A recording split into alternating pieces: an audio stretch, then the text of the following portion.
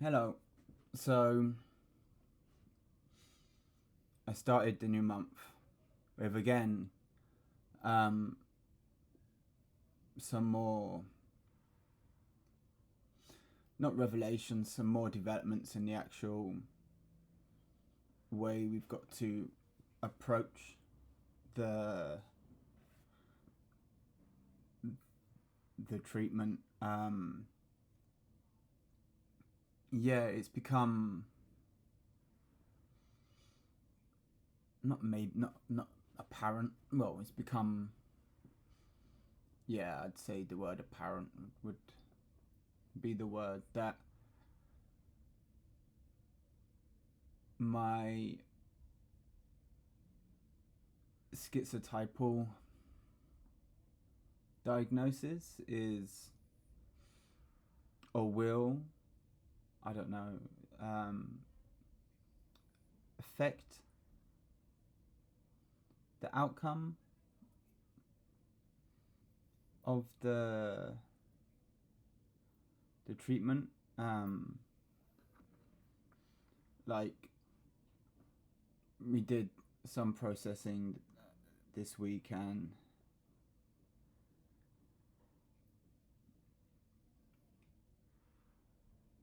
there's this issue of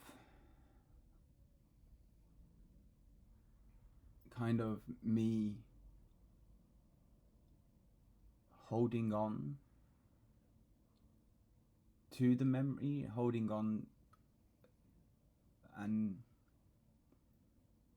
not releasing,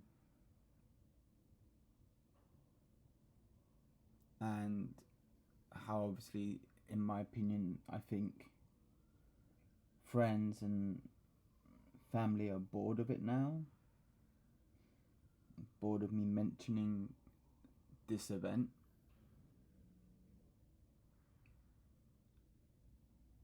And like, the criteria of the schizotypal, he drew my attention to the apathy and the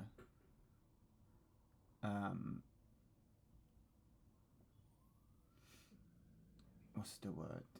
The limited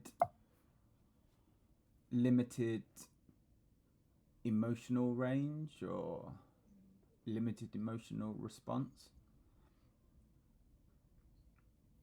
And he was saying that this would be something that somebody with that would do. And he's noticed that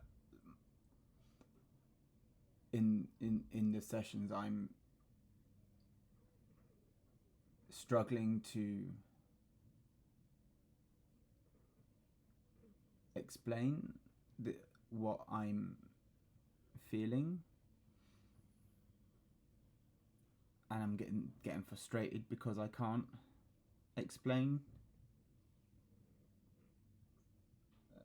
the feelings or the emotions, because they're not, I guess it's out of the scope that I'm used to. So he's saying that's not conductive to the type of therapy, because it's taken me out of the processing and into the cognitive. And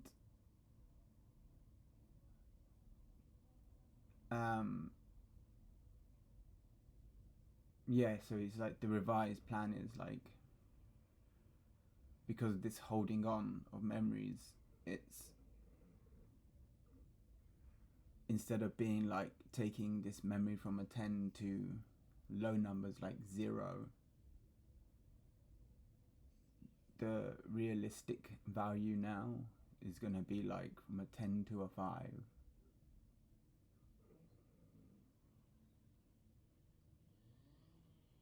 which is half, so it's fine.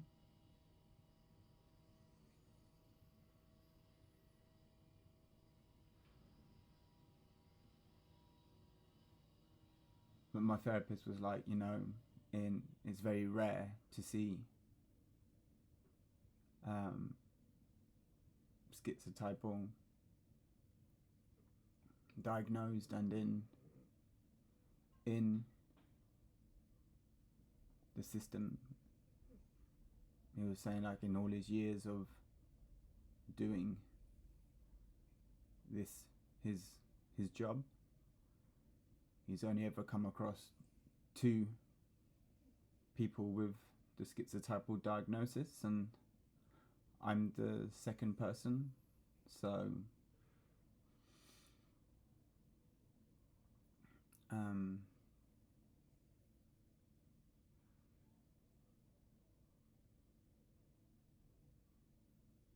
yeah, so we've got to change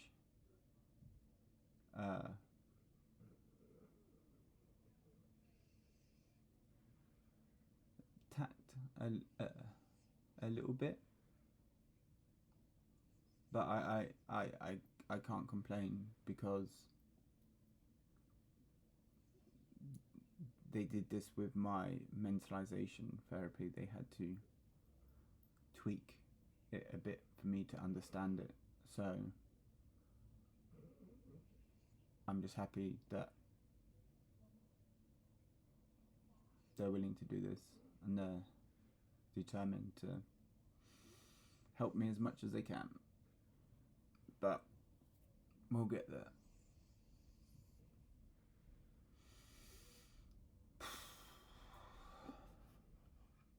So yesterday in therapy, we spoke a lot about the shadow man, and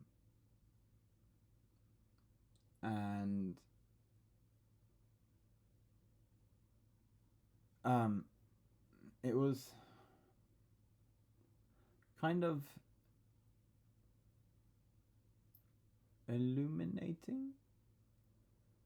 Like, none of my therapists have really ever spoke to me about what the shadow man could be, or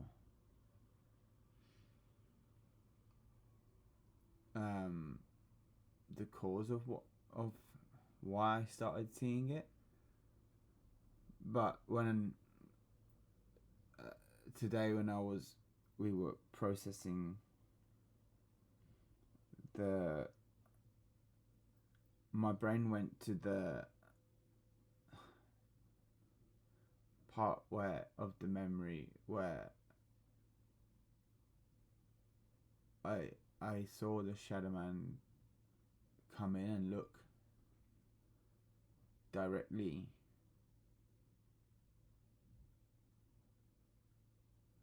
at Tree,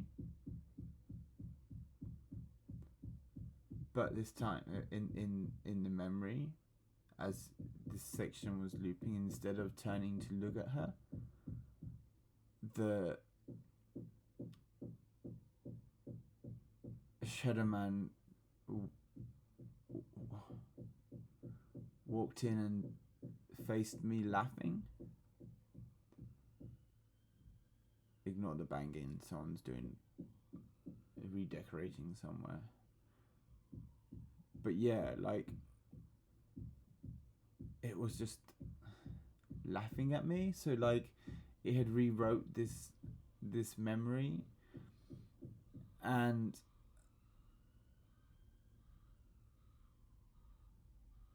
all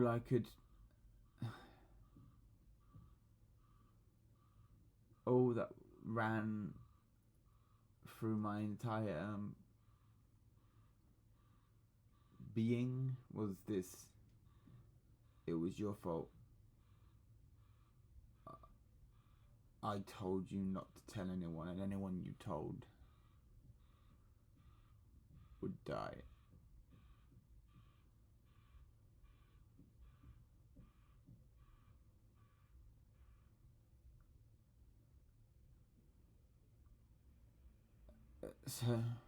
So when I was explaining this to the therapist, he was like, well,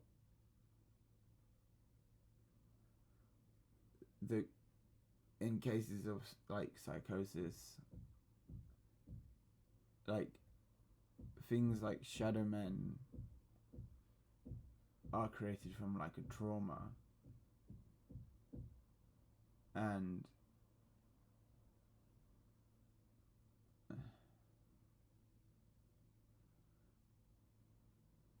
it's like the wording of this, if you tell anyone, something bad's gonna happen. He's like, that's the very kind of wording of an abuser.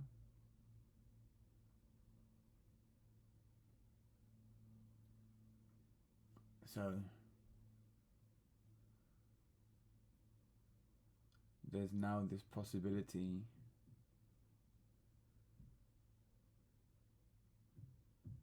that we're going to discover the source of the Shadow Man, and we both have a very good idea who it's going to turn out to be.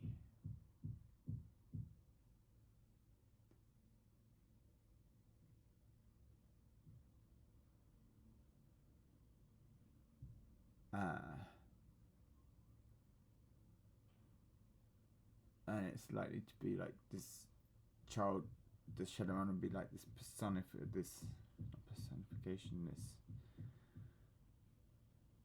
creation of this childhood fear or trauma from this person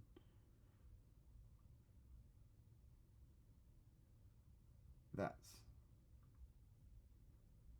stuck and scarred 35 years of my life.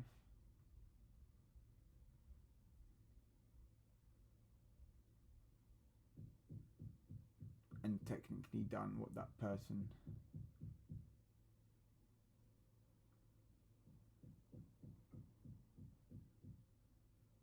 wanted and does.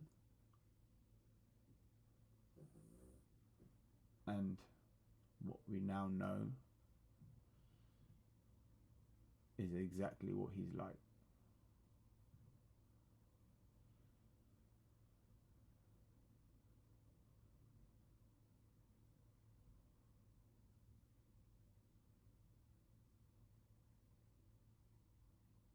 So I guess there's one good thing to come out of this. If I can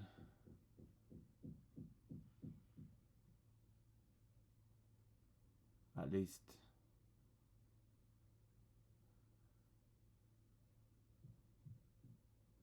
rid myself of this one entity, just like I have the physical counterpart.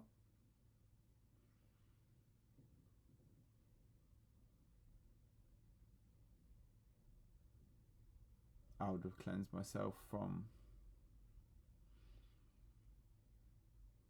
a very toxic person. Hiya. So this week has been quite crazy. Yeah, like after the revelation of last week, I had quite a few flashbacks to my childhood, but like memories that I've had in my head, but kind of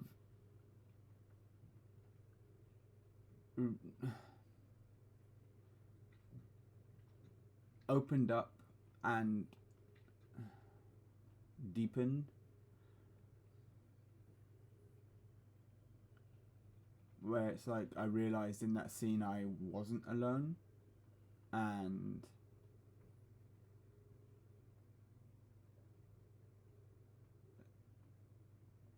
intercut with like horror film type moments.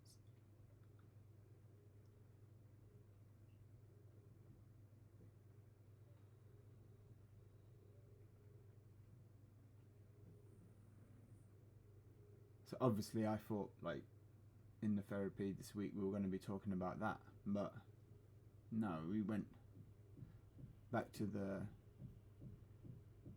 memory of tree and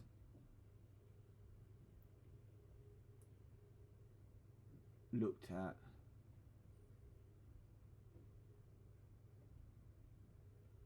where my brain would take me, and it took me to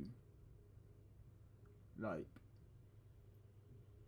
her last words and around that area.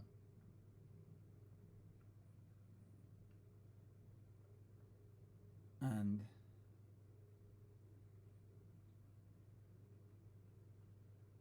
the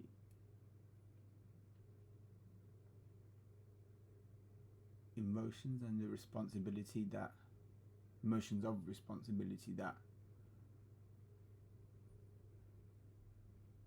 brought up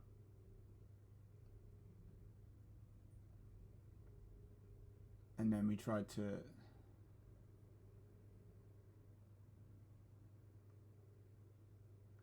see where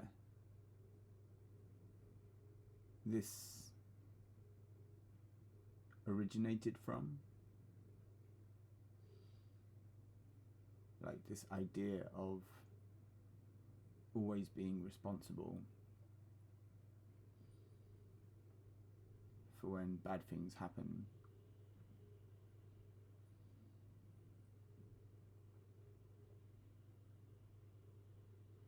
But my brain went and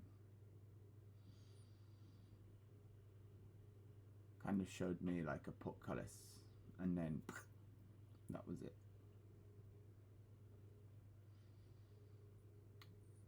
But yeah, I saw the psychiatrist on Monday as well, and I was saying like it feels like I'm in a soap opera. Like once again, my life feels like I'm in a soap opera where each week something new is happening, and I can't have like this normal life. Like I'm seeing my partner have a normal life where it's go to work, do work, come home.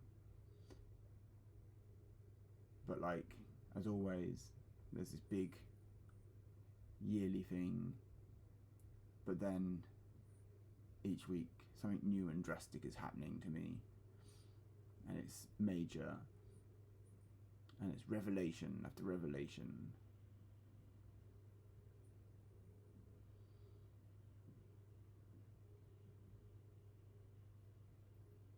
And I just want like the nice quiet life.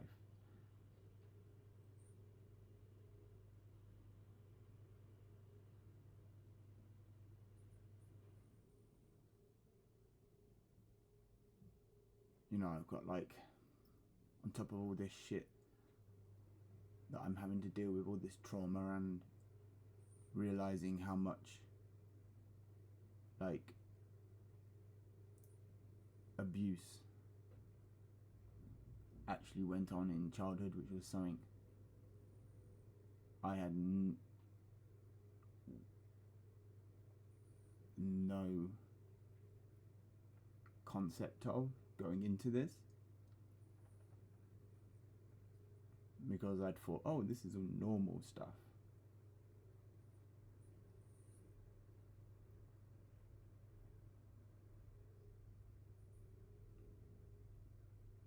So on top of all this, I've got like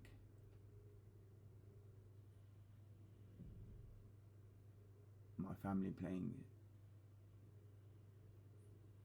stupid fuckers.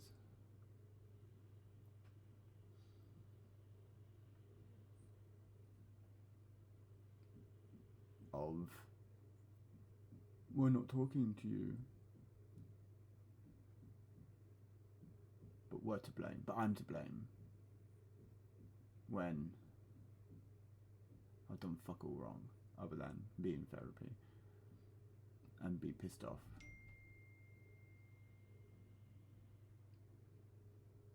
Because they let the abuser back in the house. So fuck off. I'm not playing games. I can't be asked playing games. I can't be asked. I'm beyond it.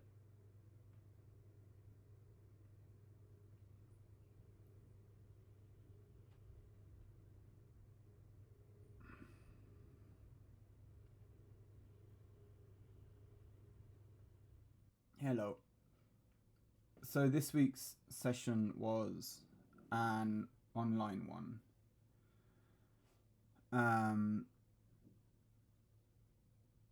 Which is always like a different experience.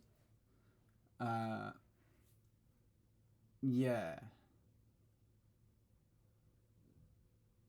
Again, the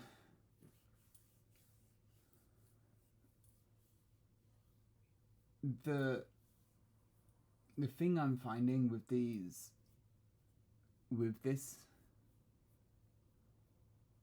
therapy, the EMDR, is that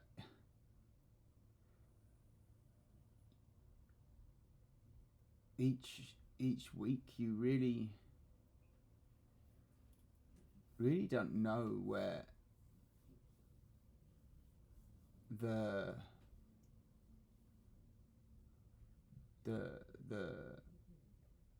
mind is going to take you.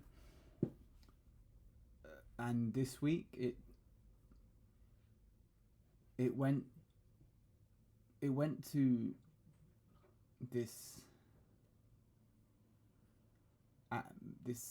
went to an angry, confused place. So it kind of went to my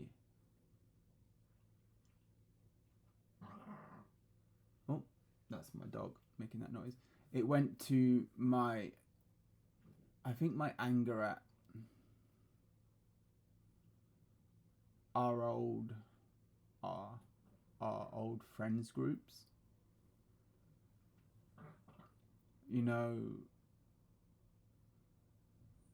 the friends that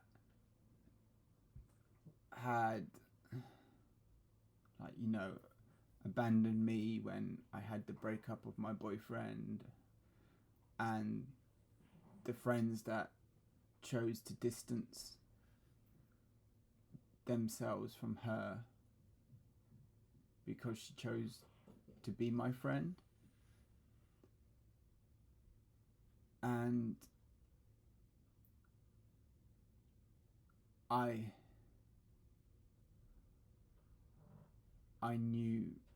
know what her last interactions with them were.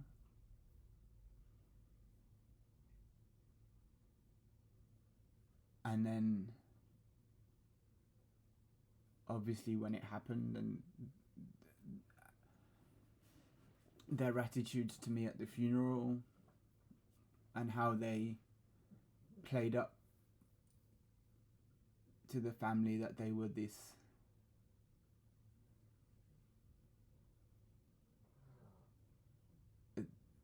they played up this role to the family, and how I was this villain.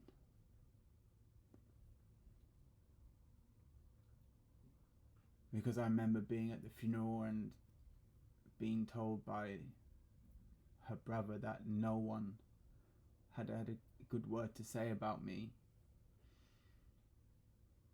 and all these people there had at one point been my friend.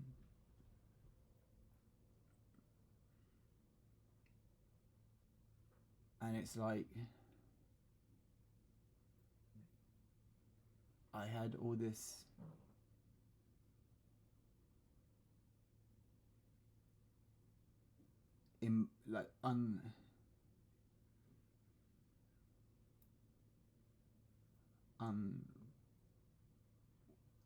unwordable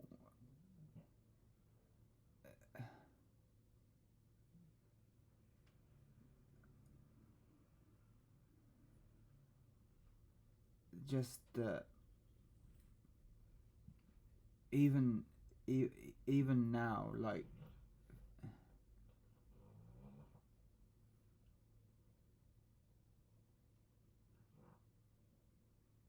I can't I can't fathom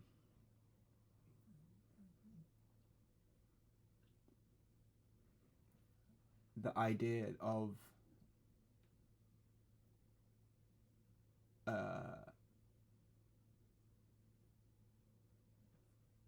a group of people not allowing a person to fully grieve their friend,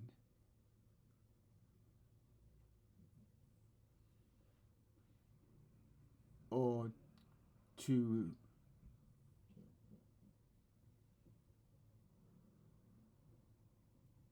respect that friendship as something meaningful.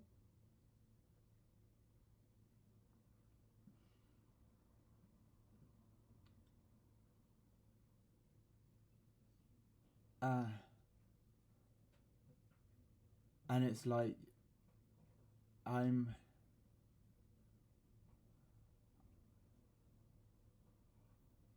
it feels like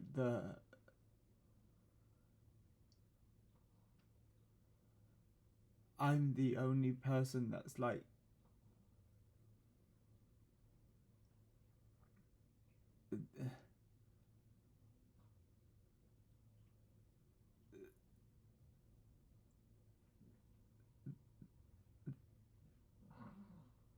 that without me this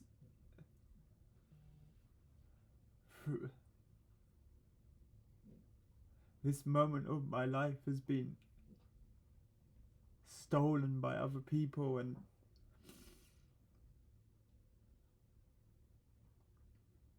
like rewritten and like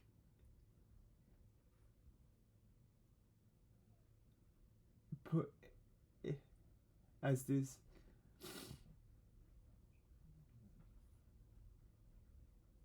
just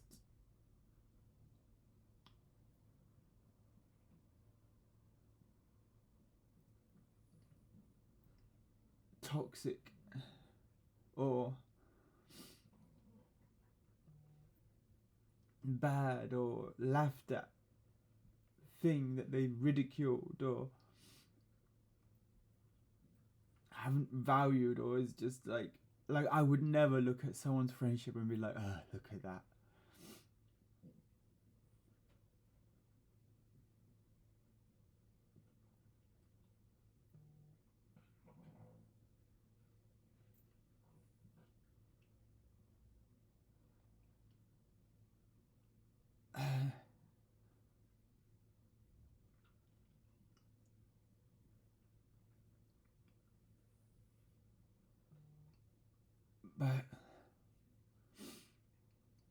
But it's like the therapist was saying, like, what's what is the point of, I'm never gonna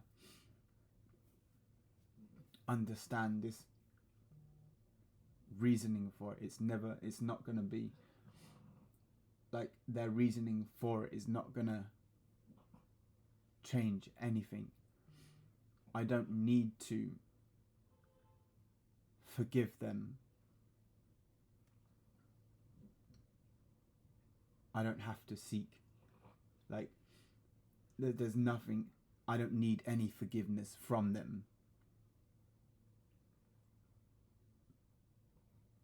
The little bits I know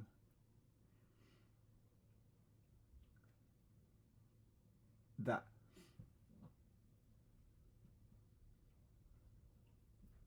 could,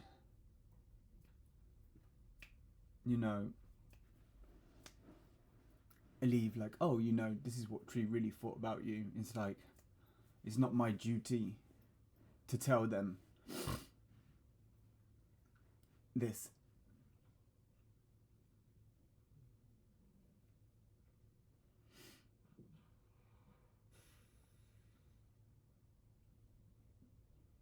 I owe them nothing.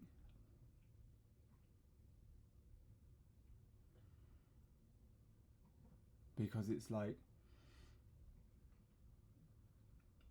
they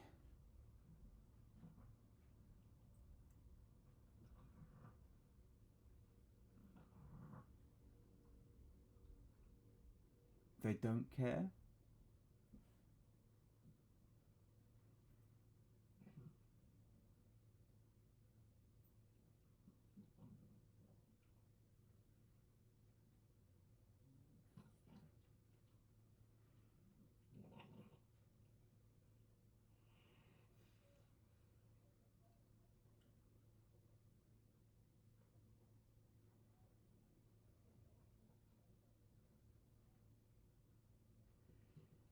And it's like, yes, I should be angry, and I should have been angry.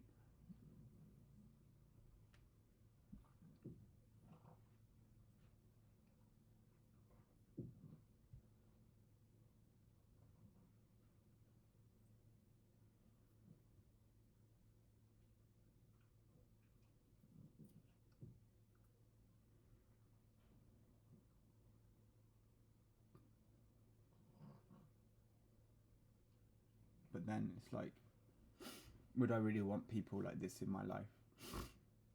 No. So why should their opinion matter? Because I wouldn't want someone's opinion like that in my life.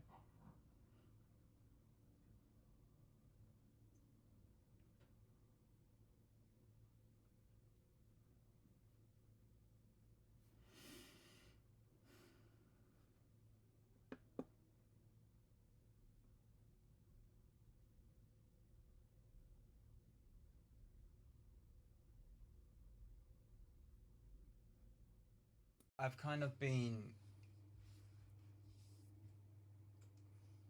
still processing the content from last week, and I don't know, there's like two things that have come up that I think are kind of important. Like, I think the first one that I don't know if I mentioned it in the last video, but I've kind of realized that in the general situation, I realized that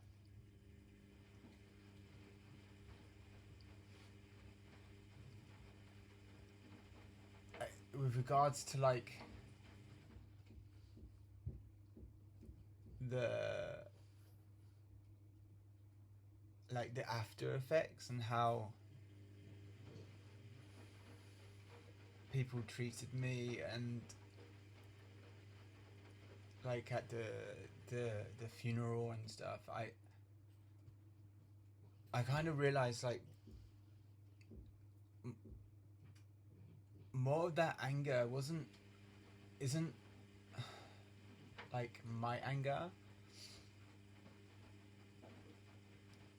It's more like anger for Tree, but not like anger for her, but like anger on her behalf.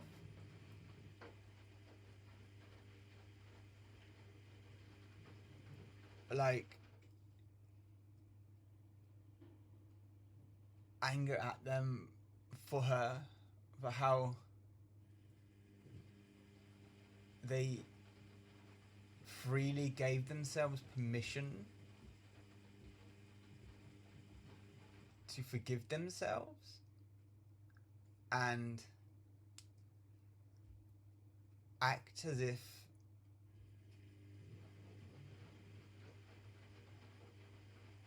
their last contacts and their last interactions had never happened. And as if they had the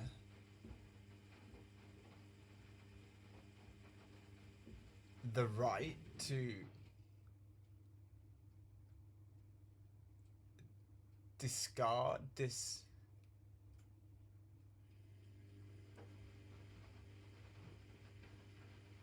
friendship that not only I found really important, but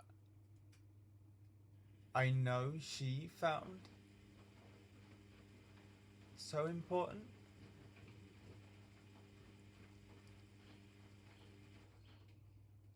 And for them to just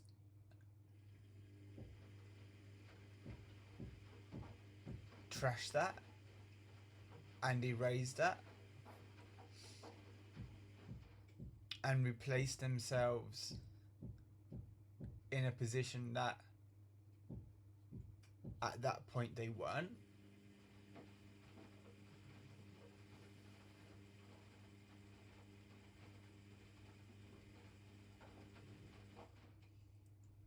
A lot of my anger is for Tree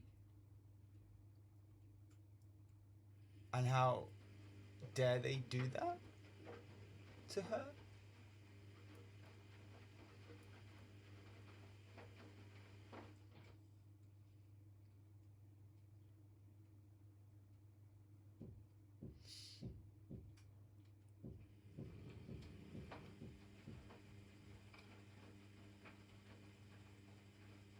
But again, it's not, like I said, it's not my burden to hold. It's not my anger to hold.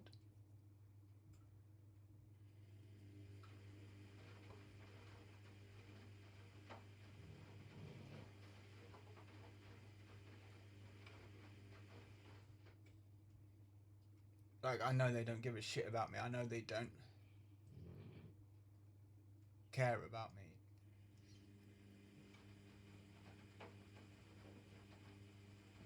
It's like the second thing is I was thinking about like this feeling of guilt I have of being like, I know the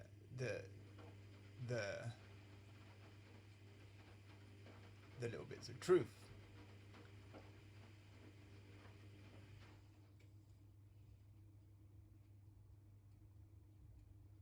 But then I realized the other day that they were all told the real reason behind why she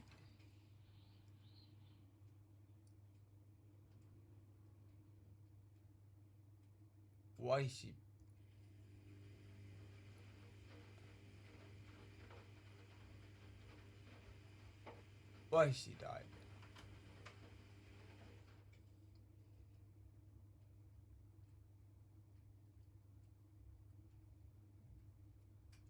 And none of them ever told me.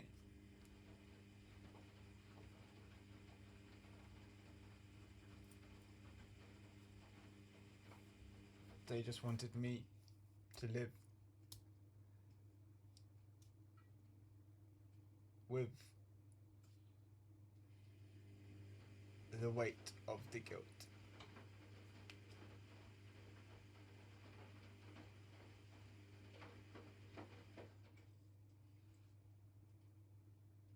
And it's like the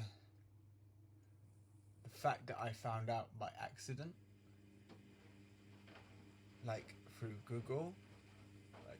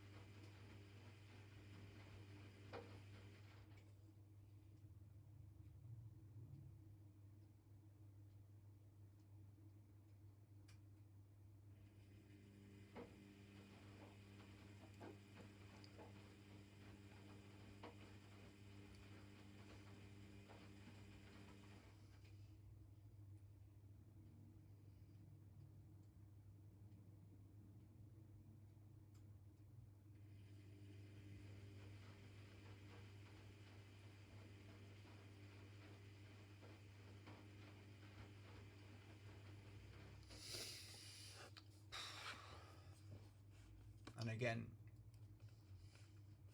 I know, like here,